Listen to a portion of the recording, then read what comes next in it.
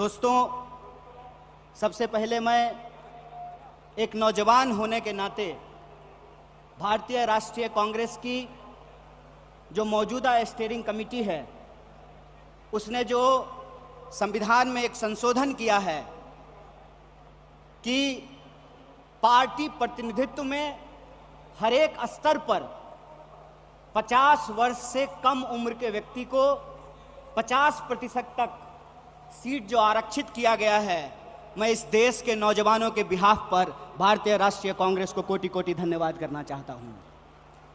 दोस्तों, मैं समझता हूं कि ये एक महत्वपूर्ण रेजोल्यूशन है।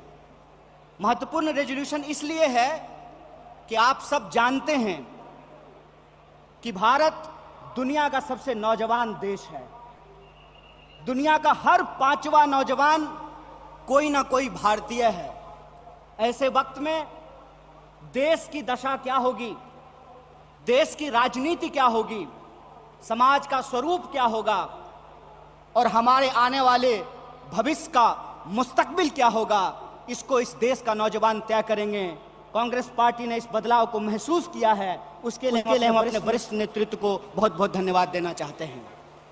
दोस्तों, आज जब रायपुर में देश की सबसे पुरानी पार्टी उसका 50वां महाधिवेशन हो रहा है, तो हमारे सामने कुछ महत्वपूर्ण सवाल हैं और उन्हीं महत्वपूर्ण सवालों पर चर्चा करने के लिए यह हमारा डिस्कशन हो रहा है, यह प्लेनरी सेशन हो रहा है।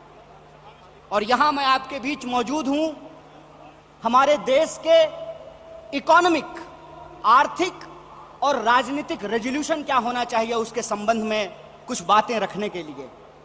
सबसे पहली बात तो हमको यह समझना चाहिए, देश की अर्थव्यवस्था देश के लोगों को नजरअंदाज करके नहीं चल सकती है।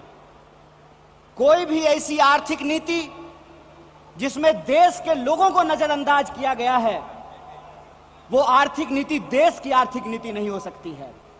और आज हम जिस मोड़ पर खड़े हैं, हम देख रहे हैं कि नारा देश का लगाया जाता है, नाम देश का लिया जाता है और तिजोरियां दोस्त की भरी जाती है। ऐसी आर्थिक नीतियां आज इस देश के अंदर लाई जा रही है। मेरा एक सीधा सवाल है इस देश के हुक्मरानों से, कांग्रेस पार्टी का एक आम कार्यकर्ता होने के चलते, कि ऐसी कौन सी ऐसी नीति है कि देश गरीब हो रहा है।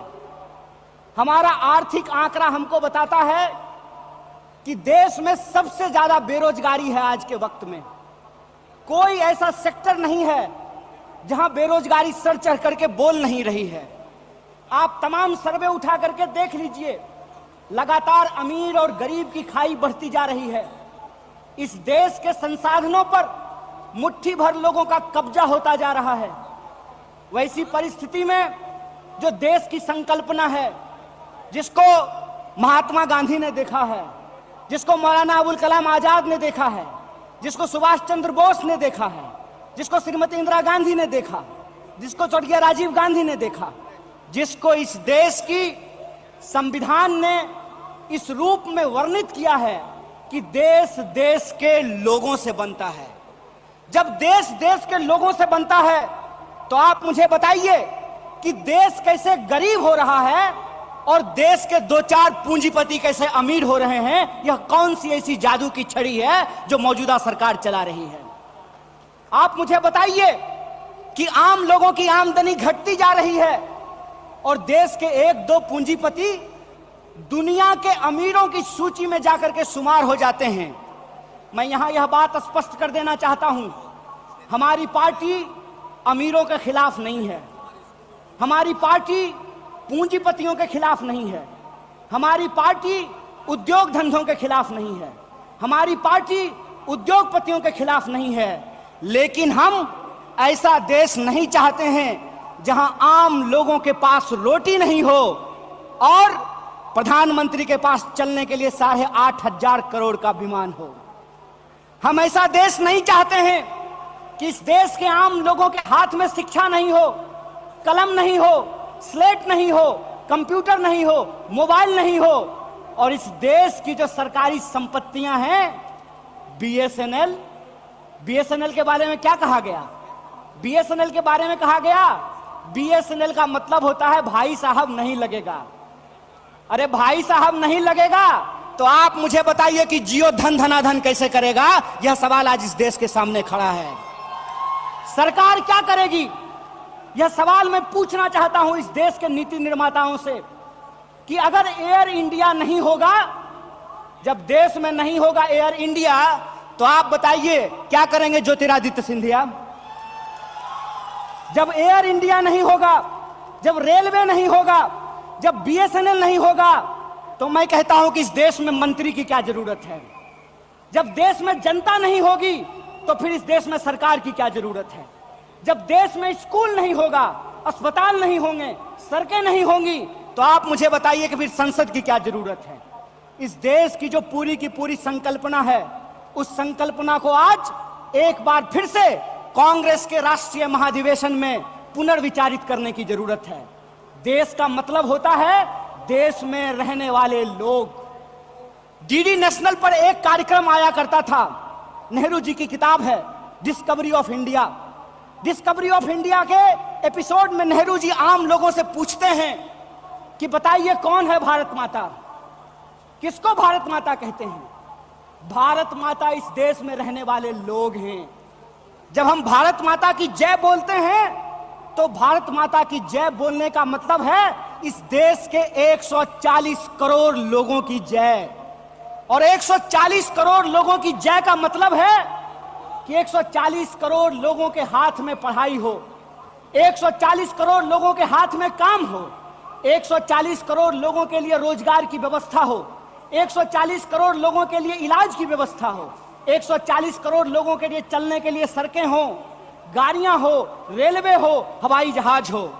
और आपने देखा कि देश में कुछ लोग लोकतंत्र को अपनी बपौती समझ लिए हैं। अभी जब मैं हवाई जहाज की बात कर रहा था तो मुझे दिल्ली एयरपोर्ट याद आ गया। दिल्ली एयरपोर्ट पे भारी जो है सिक्योरिटी फोर्स आई थी हमारे एक नेता को गिरफ्तार करने के लिए।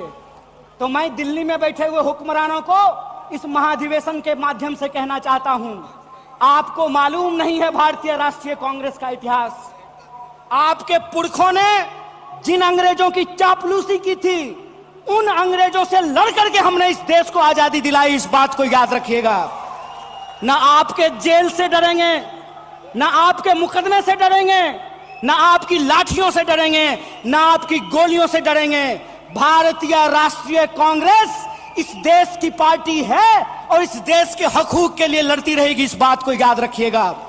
और आज के समय में जो आर्थिक लूट की नीतियां चल रही हैं कि प्राइवेटाइजेशन ऑफ प्रॉफिट और सोशलाइजेशन ऑफ लॉस, फायदा होगा तो अदानी का और नुकसान होगा तो एलआईसी का, ये हम नहीं चलने देंगे। इस बात को आप याद रखिएगा।